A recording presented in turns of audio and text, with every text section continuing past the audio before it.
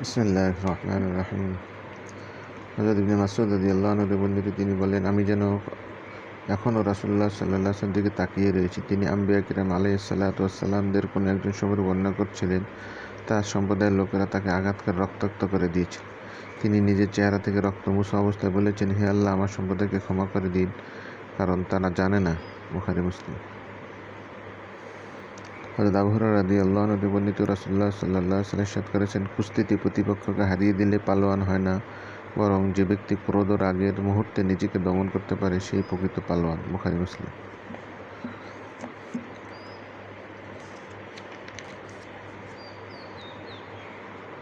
হযরত আবু হুরায়রা রাদিয়াল্লাহু আনহু থেকে বর্ণিত, এক ব্যক্তি বলে, ইয়া রাসূলুল্লাহ, আমার এমন কিছু আত্মীয়স্বজন রয়েছে যাদের সাথে আমি আত্মীয়তার সম্পর্ক রক্ষা করে থাকি, আর তারা তা ছিন্ন করে। তাদের সাথে আমি সদ্ব্যবহার করি, কিন্তু তারা আমার সাথে দুর্ব্যবহার করে।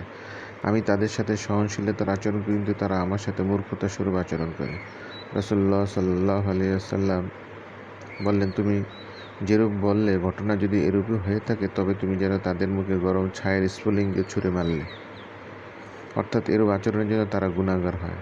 যতক্ষণ তুমি এই নীতির উপর অটল অবিচল থাকবে, ততক্ষণ আল্লাহর পক্ষ থেকে এক সাহায্যকারী ফেরেশতা তাদের মোকাবিলায় তোমাকে সাহায্য করতে থাকবেন। মুসলিম, মুসনাদ আহমদ।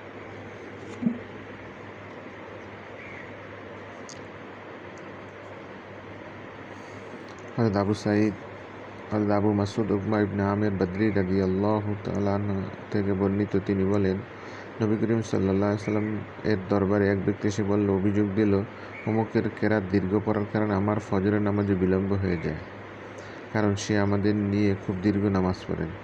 সেদিন নবী করিম সাল্লাল্লাহু আলাইহি ওয়াসাল্লাম অত্যন্ত রাগত স্বরে নসিহত ও উপদেশ প্রদান করেছেন, যে ইতিপূর্বে আমি কখনো দেখিনি। তিনি বললেন, হে লোকেরা, তোমাদের মধ্যে কিছু লোক রয়েছে লোকদের মধ্যে ঘৃণা বিদ্বেষ সৃষ্টি করে থাকে। অতএব তোমাদের যে ব্যক্তি লোকদের ইমামতি করে, সে যেন নামাজকে সংক্ষিপ্ত করে, কারণ তার পিছনে নামাজীদের মধ্যে রয়েছে বৃদ্ধ, বালক, দুর্বল, বাহ্যিক প্রয়োজনের ব্যক্তিবর্গ। বুখারী মুসলিম। আয়েশা সিদ্দিকা রাদিয়াল্লাহু তাআলা আনহা তিনি বলেন, একদা রাসূলুল্লাহ সাল্লাল্লাহু আলাইহি ওয়াসাল্লাম কোনো এক সফর থেকে বাড়ি ফিরছিলেন। এ সময় আমি আমার ঘরের দরজায় ছবিযুক্ত লাল রঙের একটি পর্দা ঝুলিয়ে রেখেছিলাম। রাসূলুল্লাহ সাল্লাল্লাহু আলাইহি ওয়াসাল্লাম পর্দাটি দেখামাত্র ছিঁড়ে ফেললেন এবং রাগে তার চেহারা মোবারক লাল বর্ণ করে ফেললেন এবং বললেন, হে আয়েশা, কিয়ামত দিন আল্লাহর আদালতে সর্বাপেক্ষা কঠোর শাস্তি ভোগ করবে তারা, যারা আল্লাহর সৃষ্টির সাথে সামঞ্জস্য ছবি অঙ্কন করে তৈরি করে। বুখারী মুসলিম।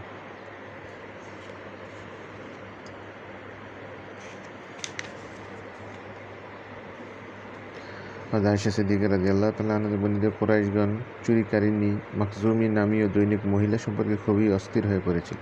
তারা পরস্পর বলাবলি করছে যে বিষয়টি তারা রাসূলুল্লাহ সাল্লাল্লাহু আলাইহি ওয়াসাল্লামের নিকট এ কথাটি বলবে, কিন্তু এবারে তাকে অবহিত করার জন্য কেউ সাহস করছিল না। তারা সিদ্ধান্ত নিল, রাসূলুল্লাহ সাল্লাল্লাহু আলাইহি ওয়াসাল্লামের প্রিয় ভাজন ওসামা ইবনে যায়েদ রাদিয়াল্লাহু আনহু ব্যতীত আর কোনো লোক নেই যে তার কাছে এই ব্যাপারে কথা বলার সাহস করবে।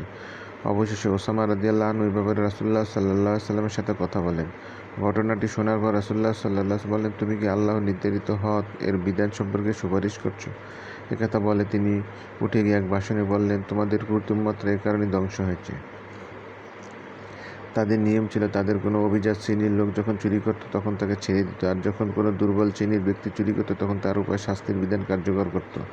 আল্লাহর কসম, মুহাম্মদ সাল্লাল্লাহু আলাইহি ওয়াসাল্লামের কন্যা ফাতেমাও যদি চুরি করত, তাহলে নিঃসন্দেহে আমি তারও হাত কেটে দিতাম। বুখারী মুসলিম।